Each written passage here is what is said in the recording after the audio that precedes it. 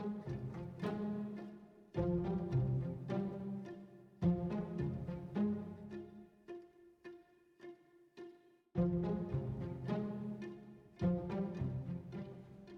evening, everyone. This is your driver speaking. Welcome to this Great Western Railway service to Hereford.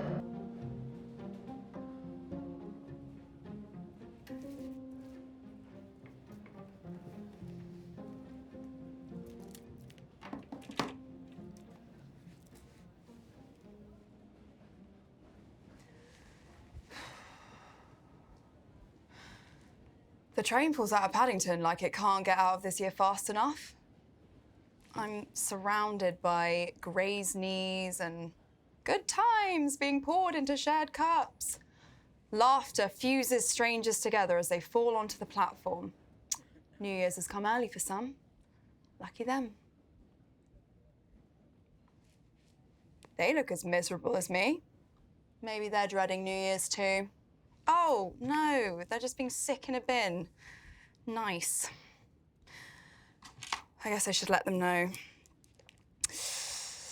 Evening, Dad. Can't wait to see you all. Don't lie. On my way. Kiss, kiss.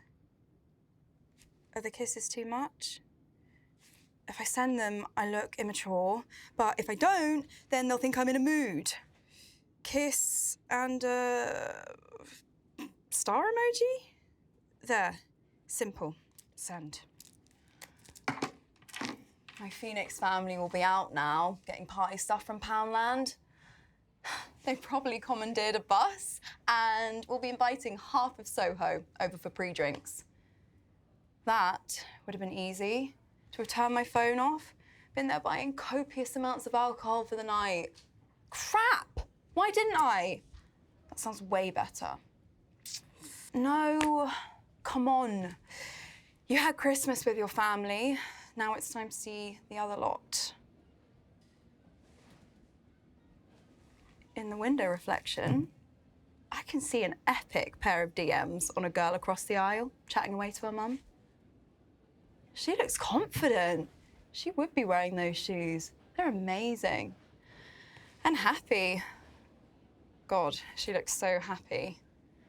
Must be going back for New Year's, like me. New Year's with my... Do I have to say family? As we've moved through the city, I can see all the lights that are always left on. Somewhere in the concrete jungle, the Vauxhall Tavern is lit up. Heaven will have its fairy lights out, and the bookshops in Bloomsbury will be glowing, welcoming, safe. Makes me think of all the homes that keep their Christmas lights on when all the other Grinches have taken theirs down. There's this refusal to join the darkness around them. They hold on with their kaleidoscope of colours. I'm holding on too, just without the colours to guide me.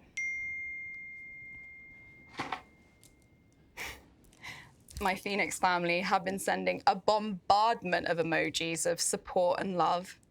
They'll be at Paddington on New Year's Day to greet me, but Frankie's threatening to come and get me if it really does go south. Says she'll bring the cats for reinforcement. I love her for it. She's my... I don't know what we are. It's complicated. We will shortly be arriving at Reading. Please remember to take all personal belongings with you when leaving the train.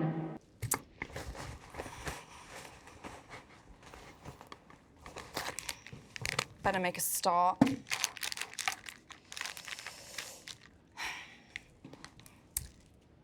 When I Zoomed my family, they barely commented on how I looked, which is unusual, but I know what the dialogue will be when I'm back.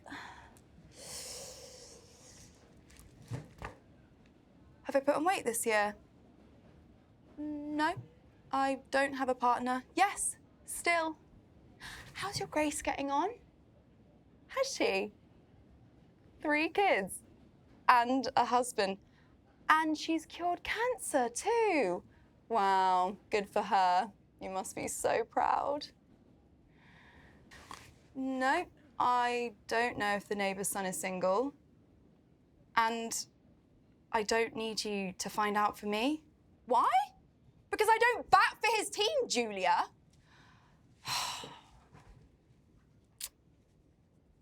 The sweetest couple have just got on, swamped in travel bags. Both of them are decked in piercings. They look more like constellations than people. I got a piercing when I first moved to London with Stevie. She's always wanted piercings, and once she transitioned, we did it as a celebration, her first pair. We got little gold stars. I have this feeling that maybe, I don't know, like, maybe I'm not gay enough to be friends with them. Not really. My friends have come out and have the scars to prove it. But me, I never had to struggle. I haven't been thrown in jail for protesting the basic acceptance of human rights. I haven't lost anyone to a disease society uses as a weapon. I just have the bad luck of not fitting in. Even when I managed to find a group that accepted me, they found me rather than the other way around. I didn't know I was looking for a place to belong. I just wanted to get away.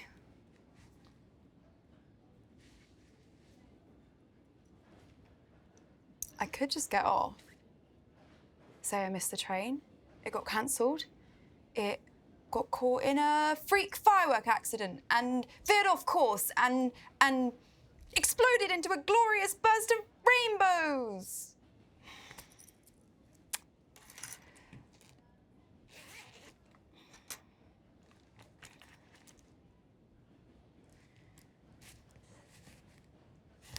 I feel like I've missed out on so much, and nothing reminds me of that more than going back to a place that hasn't changed since 1953. Growing up in a village where the only things to do were follow the breadcrumb trail of the crumbling castle remains or hang out at the local fish and chip parlour, you start to realise that there's not a lot of places to come out or know how to. Living in the sticks, the shadows of the things you never did seem to lengthen each year. There used to be a gang of boys who would sit on the upper deck of the school bus and throw flour over me when I got off. And the adults that stuck their heads in their hedges when I got called things that no one should be called. They did nothing. Couldn't even look at me. That's the thing. It seems so easy to fight back. I kept trying to stand out and hide at the same time, succeeding at neither. I wish I just shaved a loud buzz cut across my head and worn piercings like armour, like so many that have done exactly that. Abby's joined the WhatsApp support attack. She's got a thing for Liam Neeson. If anything happens to you in those backwaters, please know I will look for you. I will find you. And I will hug you. I don't think that last bit was in the film, but I get the message. She's my fairy gay mother, in both the panto sense and as a kind of Francis Ford Coppola godfather figure. She will pick you up and patch you up in a heartbeat. But cross her, and you will wake up with your balls bedazzled as disco balls on the pillow next to you. Before I left for London, my mum could barely look at me. She'd just tut as I came into the room. If I had the courage, I'd say sorry. I don't know what for. She just makes me feel like I need to. Not that we've ever really spoken about it. I have with Abby. I came out to her in Lidl's. We were buying red napkins for a Valentine's Day karaoke night, and it just sort of happened. She just smiled, gave me a hug, and carried on. It was so amazingly normal. She took me in when I first moved to London. I say moved. I panicked one night and sort of half-packed a suitcase and wandered around Soho for a bit until it got dark. It was her and Tim who took me in. It's pre-show! Oh, God! He's putting his rollers in. There's still time.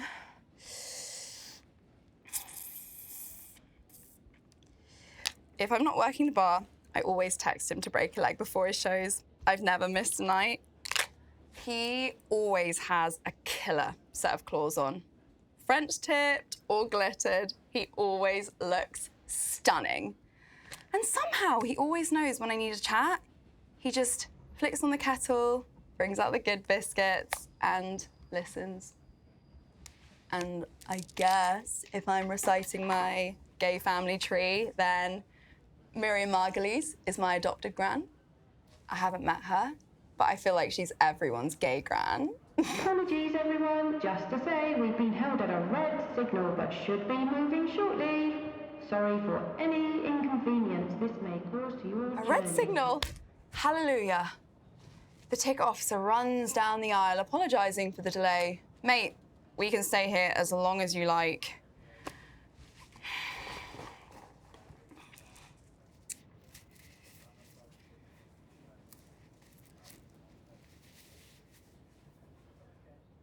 Maybe they'll be happy to see me.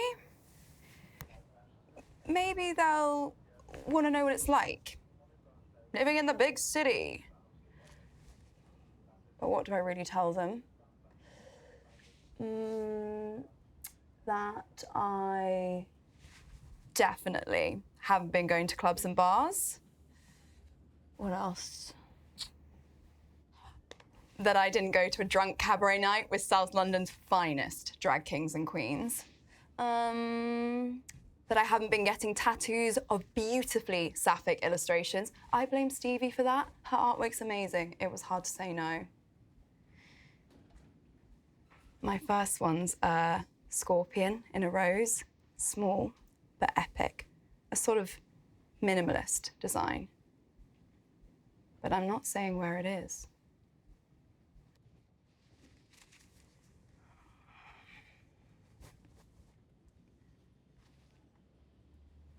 The tracks are older out here. I realise there's no one left on the train. Just me and my reflection. Outside, I can see we're tracing the edges of the flat fields. The odd church spire sticking out. There's more sky than buildings now. The first Pride I ever spent in London, well, the first Pride ever, it's where Abby, Tim, Frankie, and Stevie all met. Frankie and I met Stevie on the way to the Cherry Bomb, where Abby was pouring the drinks and Tim was pissed doing face paints on the pavement. We bought flags, face paints, glitter, most of it on Tim. Everyone on this street belonged. This little pocket of existence was loud and felt like it had the power to repel all hatred in the world. Because how could any hate exist in a place like that, with people like that? But now, I'm going back. I don't want to say home. There. I'm going back there. And now there's this horrid, twisted feeling inside of me that makes me think I never really belonged in London at all. There's a boom of fireworks along the tracks. It's a day early, but someone's clearly happy. And why not? They're defiant sparks of joy. Somewhere far off, there's the colours of the rainbow, and a pastel blue and pink get thrown into the air too. I wonder if we'll do fireworks. Dad said everyone was to make an effort, so maybe. We will shortly be arriving at Hereford, where this train terminates.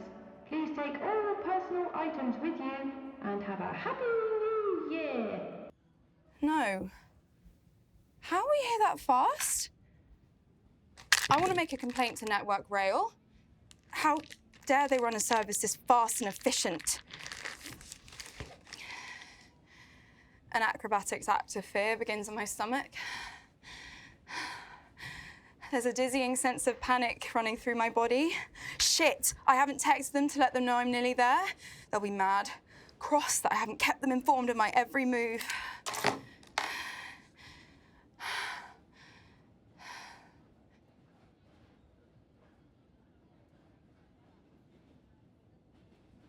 God. Hi, it's me. It's me, she, her. Merry Christmas and all that. It's been a while, I know, but I need you to do something for me. Almighty One, if you can't bring us world peace, how about you make this train be delayed? I say I'll never swear again or give up chocolate, but that's what New Year's resolutions are for. And we've still got a day, so please. Would it hurt to give me an hour more here before I go to purgatory? The thing is, I know I'm becoming someone they don't like, but we'll never say it out loud, so we're all uncomfortable in silence. Because I know that they know I'm not quite what they'd like me to be. At least, I think they've connected the dots. If they haven't, then they're really, really skilled at being ignorant. This is what I hate. More than the fear of the homophobic jokes that aren't funny or the character assassination that comes out of nowhere. It's this.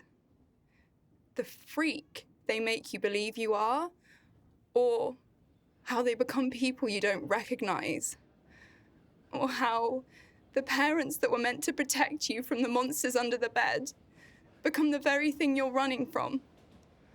And how the people you love apply the rule of you. It's all right for anyone else in the world to be gay, all except you.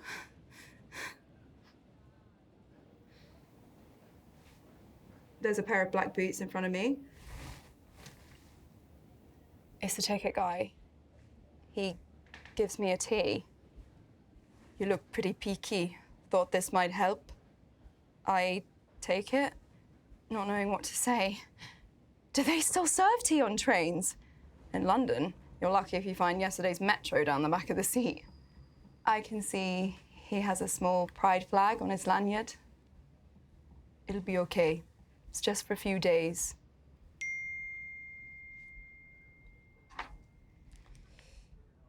I'm outside. Love you too, Dad. I can't even leave the station without there being someone there to take control of me.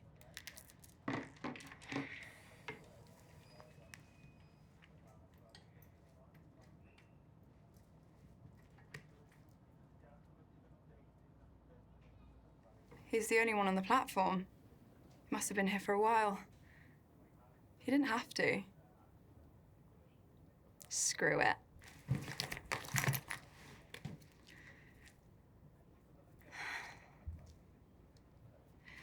It's not much, but it's more than I've dared to show before.